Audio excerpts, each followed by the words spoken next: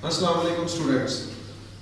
आज हमारा मैथ का टॉपिक है 1.3 एक्सरसाइज, उसका क्वेश्चन नंबर 6, 7 और 8 इंशाल्लाह हम डिस्कस करेंगे। पहले हम क्वेश्चन नंबर 6 देखते हैं।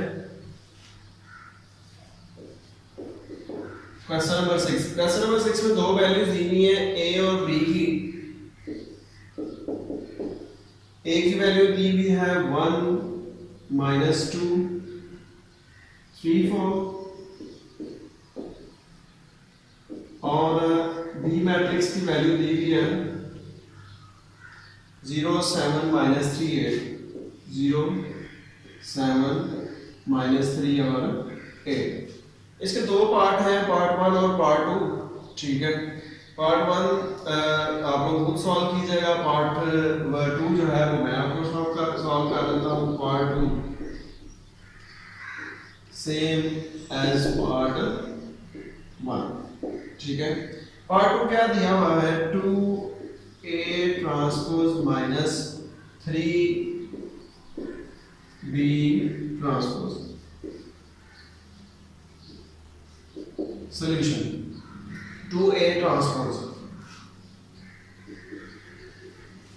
सिंपली हमने क्या करना है, इसके अंदर ये वैल्यूज पुट करनी है। वैल्यूज पुट करके जो भी ऑपरेशंस हैं उन्हें सॉल्व कर देना। वैल्यू पुट करते हैं।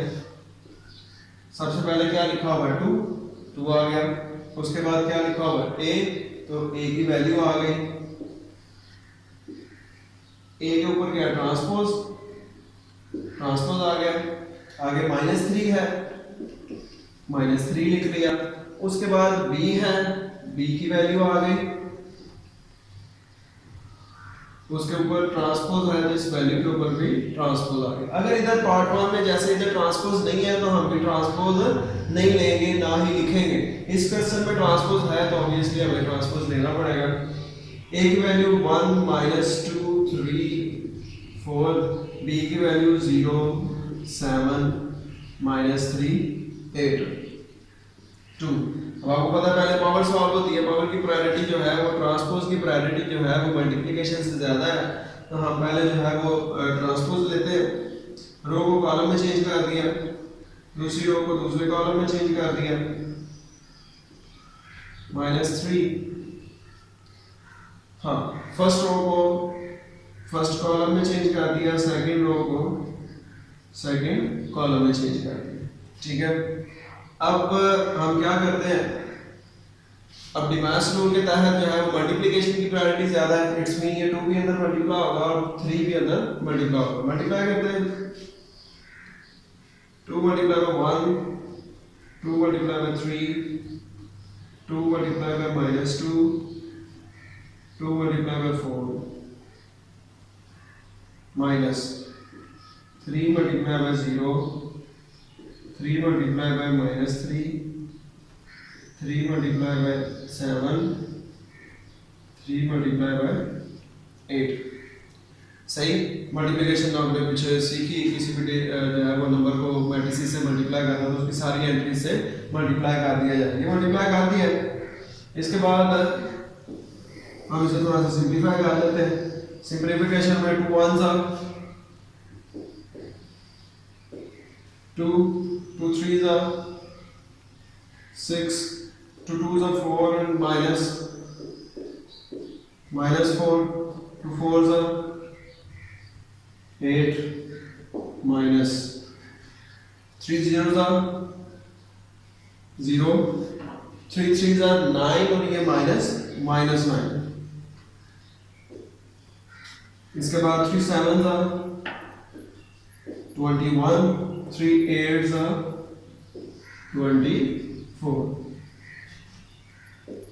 अब ये दो मैट्रिसेस जो हैं इनका ऑर्डर सेम है, दोनों मैट्रिसेस माइनस हो गए हैं तो हम इसे माइनस कर सकते हैं। ऑर्डर सेम है इस वजह से। तो माइनस में आपको पता है कि कॉरस्पॉन्डिंग एंट्रीज को क्या कर देंगे, हम माइनस कर देंगे। 2 -0, 6 -9, -4 -21, 8 -24। 2 -0 2 minus minus plus 6 plus 9 15 same sign है तो ऐड होगा, और 21 और 4 21 और 4 25, माइनस का साइन है तो माइनस ही रहेगा, -25। ये डिफरेंट साइन है, तो डिफरेंट साइन है तो आपको पता है डिफरेंट साइन हो तो हम क्या करते हैं, माइनस करते हैं साइन बड़ी वाली वैल्यू का। 24 में से 8 माइनस किया -16। नहीं जी, ये आपका क्वेश्चन नंबर 6 सॉल्व हो चुका है। हाँ, अगर आपको कहीं पे किसी किस्म की कन्फ्यूजन हो इस क्वेश्चन में या इसके रिलेटेड इसके पार्ट नंबर 1 में कोई कन्फ्यूजन हो तो आप कमेंट में लिखेंगे, इंशाल्लाह जो मैं आपको पार्ट नंबर 1 भी समझा दूंगा। अब question number 7,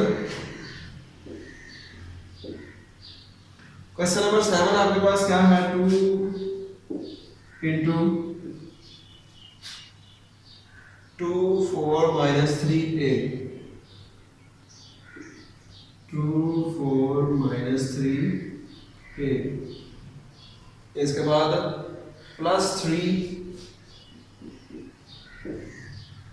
1b 8 - 4 is equal के बाद है, इज इक्वल के बाद क्या दिया हुआ है, 7 10 18 1, 7 10 18 और 1। सॉल्यूशन, अब क्या हो रहा है, ये 2 अंदर मल्टीप्लाई हो रहा है, ये 3 अंदर मल्टीप्लाई हो रहा है, और कहता है इसकी मदद से इसको सिंपलीफाई, जैसे कि आप पॉसिबिलिटी निकलती है, ए अननोन वैल्यू ए है, अननोन वैल्यू बी है, ए और बी की वैल्यूज कैलकुलेट करें। हम करते हैं calculate, 2 2 4, 2 4 8, 2 - 3 -6, 2 a 2a, plus 3 1 3, 3 b 3b, 3 8 24, 3 - 4 -12 is equal to के बाद क्या दिया हुआ है, 7 10 18 और 1, 7 10 18 और 1। अब ये दोनों मैट्रिसेस क्या हो रहे हैं, तो मैं कौन सा साइन है, प्लस का, तो हम इनकी करस्पॉन्डिंग एंट्रीज को प्लस कर देते हैं। 4 + 3 8 + 3b -6 + 24 2a + -12 is equal to 7 10 18 और 1। ठीक है, अब 4 + 3 7, 8 + 3b, हाँ 8 + 3b जो है वो ऐड नहीं होगा क्योंकि ये ओपन सेंटेंस है। ओपन सेंटेंसेस ऐसे सेंटेंसेस होते हैं कि जिनमें दोनों वेरिएबल की टाइप जो है वो सेम, दोनों वैल्यूज की टाइप जो है वो सेम नहीं होती, उसे सॉल्व नहीं किया जा सकता। जैसे 8 के साथ b नहीं है, 3 के साथ b है, तो इस वजह से ये सॉल्व नहीं। यहाँ तो 8 के साथ b होता तो ये 11b हो जाता था, यहाँ तो फिर 3 के साथ b ना होता तो सिर्फ ये जो है वो 11 हो जाता।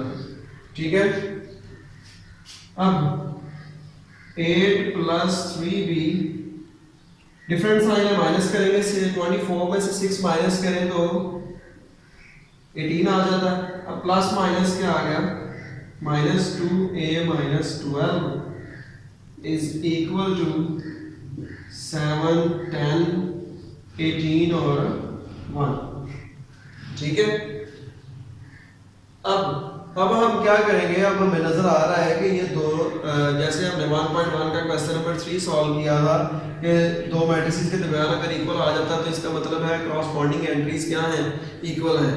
तो हम क्रॉसपॉन्डिंग एंट्रीज को इक्वल जो है वो देखते हुए हम क्या करते हैं, ये 7 के इक्वल, 8 + 3b किसके इक्वल आ जाएगा, 10 के इक्वल, 18 किसके इक्वल आ जाएगा, 18 के इक्वल, और 2a - 12 किसके इक्वल आ जाएगा, 1 के इक्वल।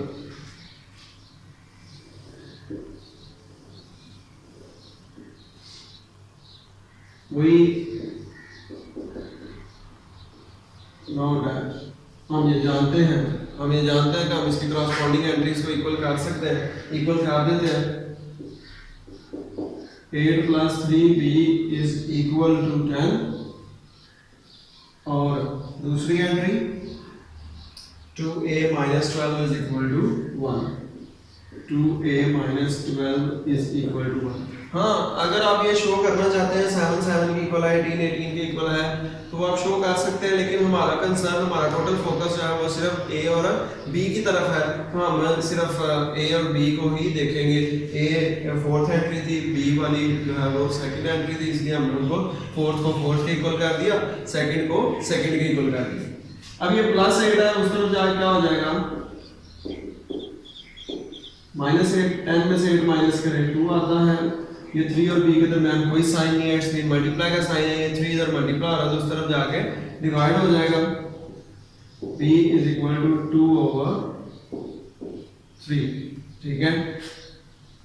अब हम दूसरी a की वैल्यू कैलकुलेट करते हैं। 2a ये -12 है, दूसरी तरफ जाके क्या हो जाएगा +12, 1 + 12 क्या होता है 13। ये 2 और a के दरमियान कोई साइन नहीं है, एज इट इज जैसे इधर किया वैसे ही उधर होगा कि इन दोनों के दरमियान कोई साइन नहीं है, इट्स मीन मल्टीप्लाई का साइन है, तो ये 2 इधर मल्टीप्लाई हो रहा है तो जाके डिवाइड हो जाएगा, इधर आपके पास क्या आ गया 13/2।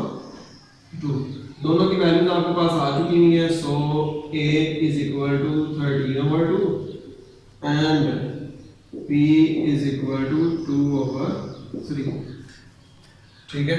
Is it clear? अब हम चलते हैं क्वेश्चन नंबर 8 पे।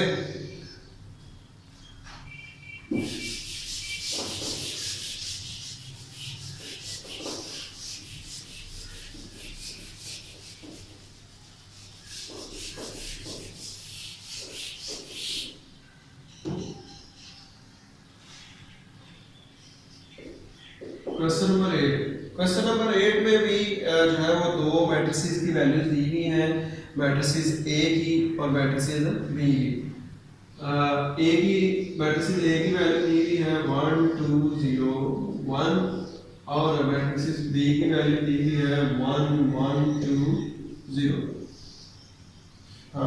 1 2 0 1 और 1 1 2 0, ठीक है। इसका पार्ट नंबर 1 है, जिसमें कहता है a plus b whole transpose is equal to a transpose plus b transpose. Solution, अब a plus b whole transpose equal to a transpose equal to b transpose, ये इसने दिया हुआ है। ये इसी तरह ही इसी का पार्ट नंबर 2 है, सेम एज पार्ट 2 की तरह ये सेम है, उस इधर प्लस हो रहा है, उधर सिर्फ क्या हो जाएगा माइनस हो जाएगा। तो मैंने आपको बताया जब भी वेरिफिकेशन की बात आती है, इसकी हमने तस्दीक करनी है left hand side right hand side के इक्वल है या नहीं है, तो आप क्या करेंगे, चाहे आप लेफ्ट हैंड साइड को अलग से सॉल्व कर लें, राइट हैंड साइड को अलग से सॉल्व कर लें, या फिर इनको पैरेलल लेके जाके सॉल्व कर लें। हम लेफ्ट हैंड साइड को सॉल्व करते हैं। लेफ्ट हैंड साइड क्या है a plus b whole transpose, ठीक है। वैल्यूज पुट की जाती है, राउंड ब्रैकेट आगे a है a मैट्रिक्स, आगे प्लस है प्लस, उससे नेक्स्ट b है b आ गया, राउंड ब्रैकेट क्लोज हो रही है, राउंड ब्रैकेट क्लोज हो जाएगी। इसके बाद होल ट्रांसपोज है तो होल ट्रांसपोज आ जाएगा, ठीक है। अब इसमें वैल्यूज पुट करते हैं 1 2 0 1 1 1 2 और ये 0। अब आपको पता है सबसे पहले ब्रैकेट सॉल्व होती है, ब्रैकेट के अंदर ये दोनों मैट्रिसेस प्लस हो रहे हैं, हम इनको प्लस कर देते हैं। 1 + 1 2 + 1 0 + 2 1 + 0, क्रॉसपॉन्डिंग एंट्रीज ऐड करें। 1 + 1 2 + 1 0 + 2 और 1 + 0। ब्रैकेट सॉल्व हो चुकी भी है, ट्रांसपोज रह गया सिर्फ, इसको सिंपलीफाई करें। 1 + 1 2 2 + 1 3 0 + 2 0 + 2 2 और 1 + 0 1 ट्रांसपोज, ठीक है। इसका ट्रांसपोज है, ट्रांसपोज लेते हैं, रो को कॉलम में चेंज करते हैं। फर्स्ट रो फर्स्ट कॉलम में चेंज हो गई, सेकंड रो सेकंड कॉलम में चेंज हो गई, ठीक है। ये आपके पास इसकी लेफ्ट हैंड साइड सॉल्व हो चुकी है। अब हम इसकी राइट हैंड साइड सॉल्व करते हैं।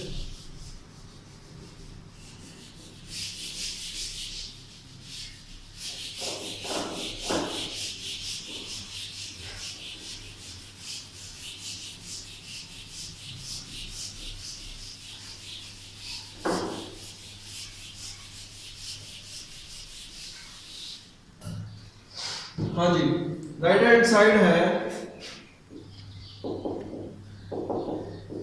राइट हैंड साइड क्या दी हुई है, A transpose plus B transpose. ठीक है, हम क्या करते हैं, जैसे हम वैल्यूज पुट कर रहे हैं, इधर भी हम वैल्यूज पुट कर देंगे, ए की जगह ए की वैल्यू आ जाएगी प्लस ए के ऊपर ट्रांसपोज है तो उसकी वैल्यू के ऊपर भी ट्रांसपोज आ जाएगा, बी की जगह बी की वैल्यू आ जाएगी, इसके ऊपर ट्रांसपोज है तो इस पे भी ट्रांसपोज आ जाएगा। ए की वैल्यू क्या है 1 2 0 1, बी की वैल्यू क्या है 1 1 2 0। तो अब पावर आ गई, ट्रांसपोज आ गया तो इसकी प्रायोरिटी ज्यादा है, तो सबसे पहले ये सॉल्व होगा, मतलब पहले हम ट्रांसपोज लेंगे, ट्रांसपोज लेते हैं, फर्स्ट रो को फर्स्ट कॉलम में चेंज कर दिया, सेकंड रो को सेकंड कॉलम में चेंज कर दिया, प्लस फर्स्ट रो को फर्स्ट कॉलम में चेंज कर दिया, सेकंड रो को सेकंड कॉलम में चेंज करके हमने इसका ट्रांसपोज ले लिया। अब हम क्या करते हैं, क्रॉसपोंडिंग एंट्रीज को ऐड करते हैं। क्रॉसपोंडिंग एंट्रीज को ऐड किया, 1 + 1 0 + 2 2 + 1 और 1 + 0 प्लस करें जी, 1 + 1 2 0 + 2 2 2 + 1 3 और 1 + 0 1। जैसा कि आप देख रहे हैं कि लेफ्ट हैंड साइड भी यही आई थी 2 2 3 1 और राइट हैंड साइड भी यही आई है 2 2 3 1। लेफ्ट हैंड साइड जो है वो राइट हैंड साइड के इक्वल ही होगी पार्ट 2 में भी। ठीक है, तो आपने left hand side right hand side equal है तो हम इधर लिख देते हैं हेंस प्रूव। ठीक है, इसके बाद आ जाता है part number 3। Part number 3 same as part 5, ये पार्ट 5 की तरह सेम है।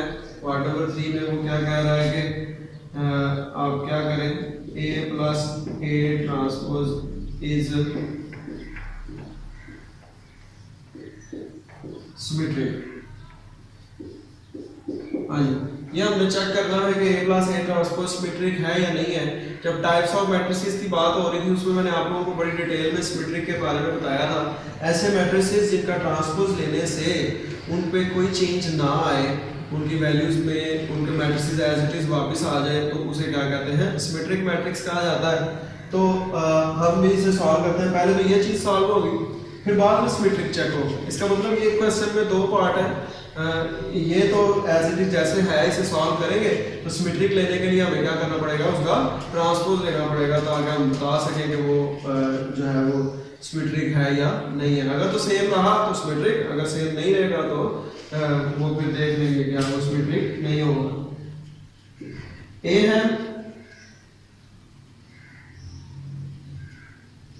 a + a ट्रांसपोज, ए की जगह ए की वैल्यू आ गई प्लस ए की जगह ए की वैल्यू आ गई, ऊपर ट्रांसपोज आ गई। ए की वैल्यू क्या दी हुई है 1 2 0 1, इधर ए की वैल्यू क्या दी हुई है 1 2 0 1।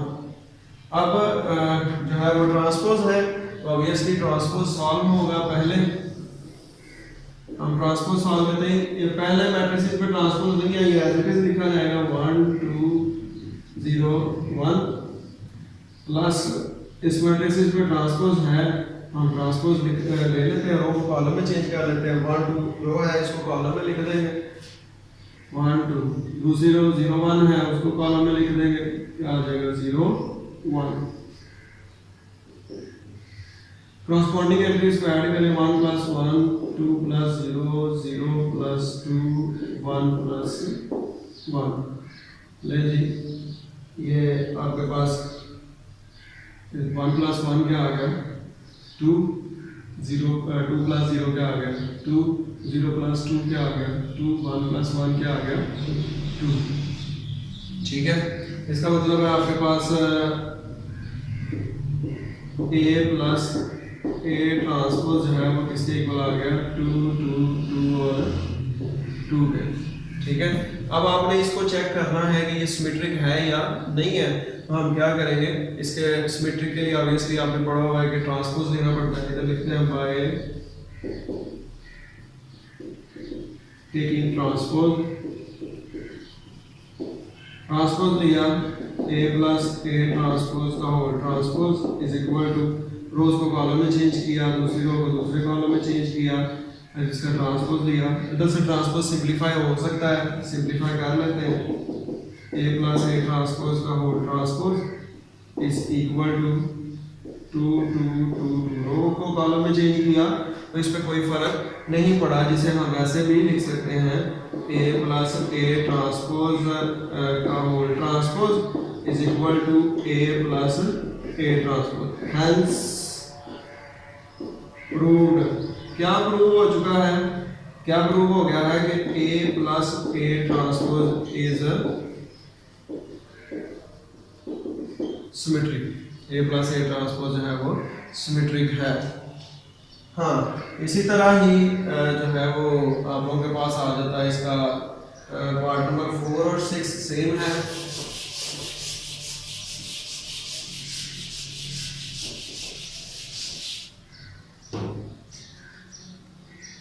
Part number 4 same as part number 6। Part number 4 में वो क्या कहता है? कह रहा है कि आपने चेक करना है कि B minus B transpose sorry A minus, वो पार्ट नंबर 6 में भी आ जाता है। पार्ट नंबर 4 में है A minus A transpose is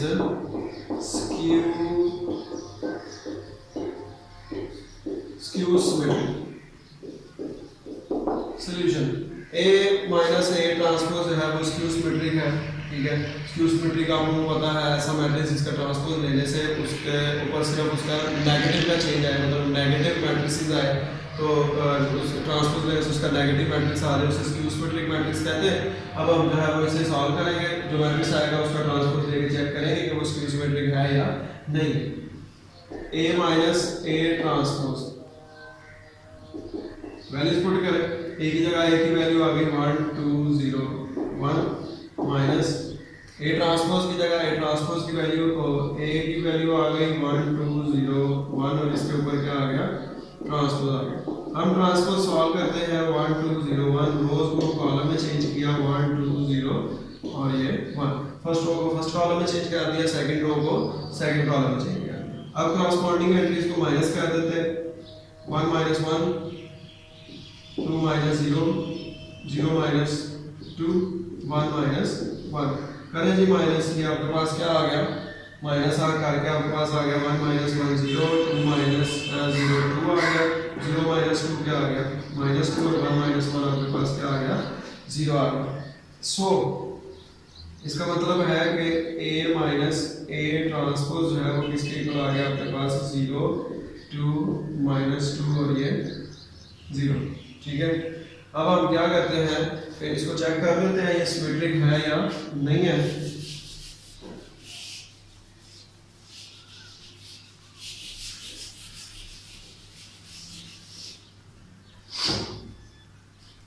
क्या करेंगे सिमेट्रिक के लिए लेंगे चेक करने के लिए? हाँ, ट्रांसपोज लेंगे बाय टेकिंग ट्रांसपोज।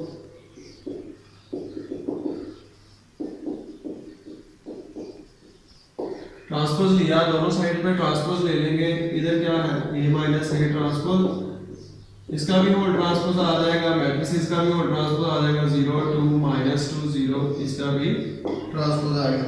ठीक है, अब ये ट्रांसपोज है, ट्रांसपोज इसको हम सॉल्व करते हैं। रो को कॉलम में चेंज किया 0 2, दूसरी रो को दूसरे कॉलम में चेंज किया 0 माइनस 2 और 0।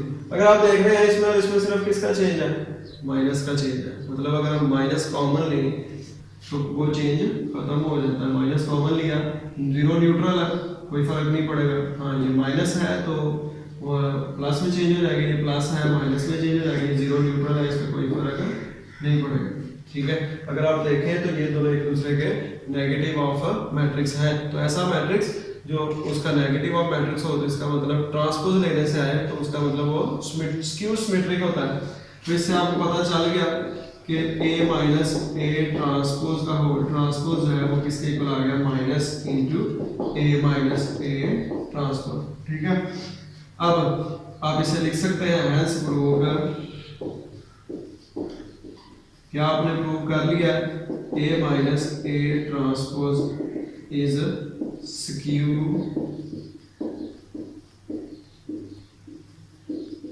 Skew symmetric. A minus A transpose जो है वो स्क्यू सिमेट्रिक है।